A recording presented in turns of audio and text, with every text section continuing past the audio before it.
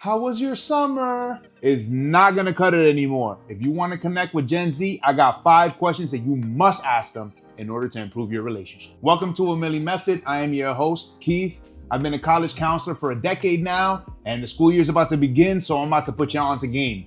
Let's tune in. Our focus for today's lesson is returning students. There may have been some individuals that you have seen in passing, maybe they only briefly know you, or maybe you only slightly know them, but it's okay because now they're in front of you and they become your priority. Now that we got the foundation down, let's talk about the summer. They either were away and handled business, or maybe they were home and didn't do anything, and now they're back at school, which can be a toss-up. They're either very happy about it or they can hate it.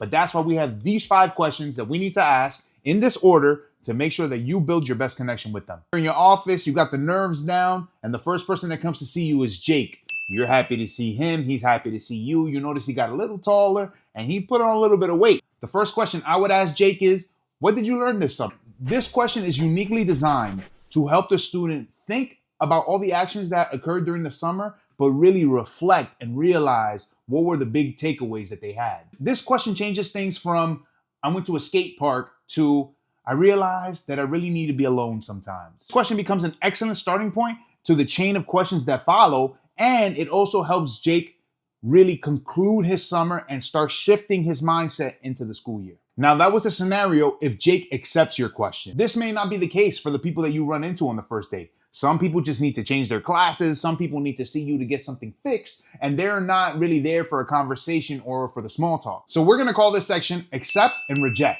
Jake accepted in the first example. Now let's talk about the second example. When you ask Jake, what did I learn? If he responds to the question by saying, nothing, it was just a regular summer, this information can now assist you in better assessing the student. Did they have developmental growth in the summer? Did their mentality grow? Was there a sense of maturity? If they're rejecting your question, it could be one of these 3 things. 1, they don't really know you and they don't feel comfortable enough being vulnerable with you. 2, they haven't really synthesized anything. Or 3, maybe they didn't actually do anything. But the fact that they didn't try to answer the question speaks value in itself. And it shows a gap in where you need to increase your relationship with this student. The second question is, what is your goal for the school year or term or whatever you use? This question pulls us away from the summertime and gets us focused at the task at hand. This is the first day of school. We're about to be locked in here for like 9 months. So it's time for you to start reframing the mentality of these students and have them thinking forward. So when you ask a question like, what is your goal for this semester? Now they really have to start thinking. The best case scenario, so in an accept in this situation, is to raise my GPA. This is where I put a little twist in here. I always ask my students, what is a goal that you have for this semester? And it cannot be to have a good GPA. And I like to tell them that because I want to frame to these students, raising your GPA or improving your grades is not a goal, it is an objective. That is your objective while you're here. That is something that you're supposed to do. It is not a personal goal that you have that helps push you towards your dreams. Once you throw that caveat in there, that's when it opens it up to acceptance or rejection. I don't know, to get a good GPA, that's all I thought about. In that moment, it is your responsibility as their counselor, teacher, etc., to challenge them to come up with a goal in front of you, so then that way you both have an understanding of what their objective for this semester is. Do not let them go in blind, because all they're gonna do is repeat what they had done before with the objective of getting better grades. Get ahead of it. A strong note from Milli Method is never let them walk away without a goal. Give them something to work towards. A lot of these students do not have ambition or is getting drawn away because of the internet and other values. Teach them something. Make them care about something. Have them vocalize it. Don't give them a goal. If they ask you for it, then you can work together to achieve it. But tell them that they need a goal. That moves us to question number 3. What are you looking forward to this year? You may be thinking that this question is similar to question number 2, but it's not, because your objective for question number 3 is to ask questions that do not pertain to academics. This is the moment where you are communicating with the student to really flesh out their dreams. Maybe they have a concert that they really want to go to. Maybe they have an event that they really want to put on. Maybe they want to run the school fashion show. Motivate them, have them visualize a goal for this year and have something to look forward to. This is the foundational work that will make sure that you and your student have a very good relationship moving forward, because you always have something to check up on rather than just their academics. And it also gives you a good excuse to call them into a meeting because you just want to see how that project is going. Question 3 has the highest probability of getting rejected by the student.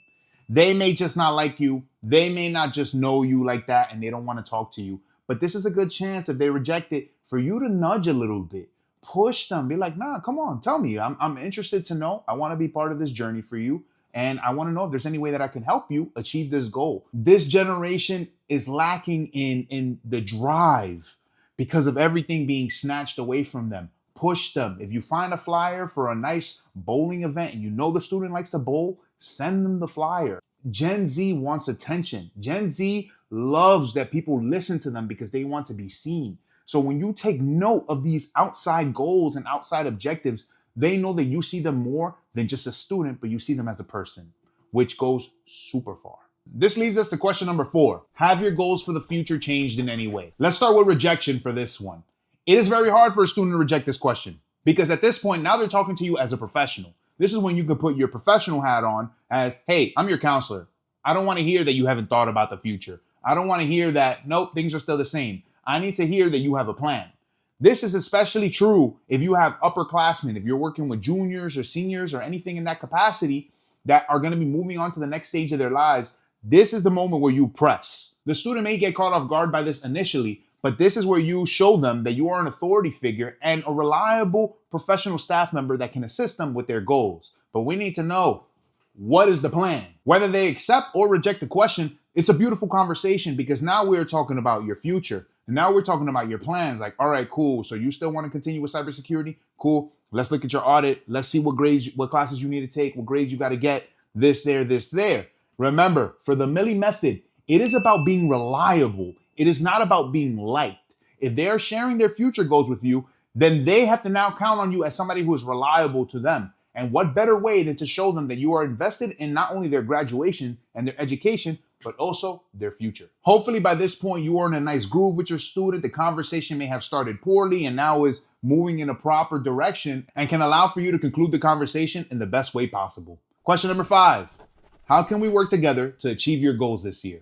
I don't even know if y'all saw, I kind of grinned a little bit because it makes me happy. It is a beautiful question to ask students. At this moment, you are letting them know, we are in this together.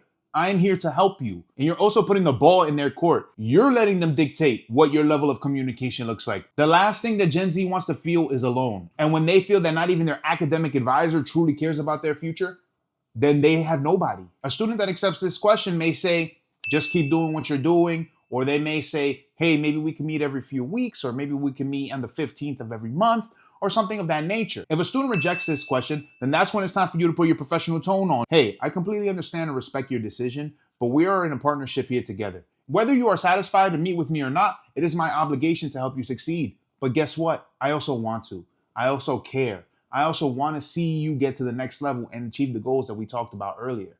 I'd love if we could set up a meeting every 2 weeks to just check in to make sure you're doing fine. That approach may seem stern and maybe a little heavy-handed, but honestly, sometimes that's what you gotta do. These students need to understand that they can rely on you and that you do care, whether they reject you or accept you.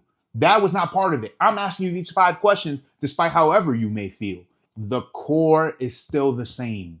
They still want attention. They still want love. They still want to be seen, but the outside exterior of them is hard. So you got to chip away. Sometimes that requires for you to use a stern hand, a stern voice, and be direct. As a professional counselor for a decade, I'm going to let you know these conversations are going to ebb and flow in different ways, and you have to be able to maneuver it.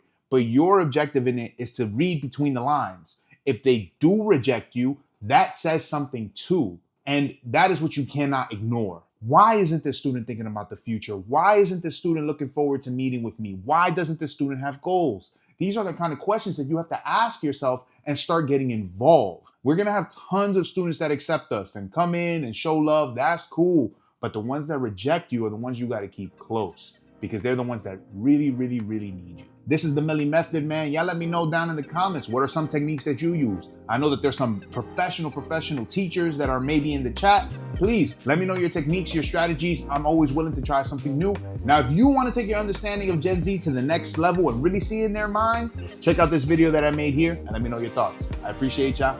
Peace.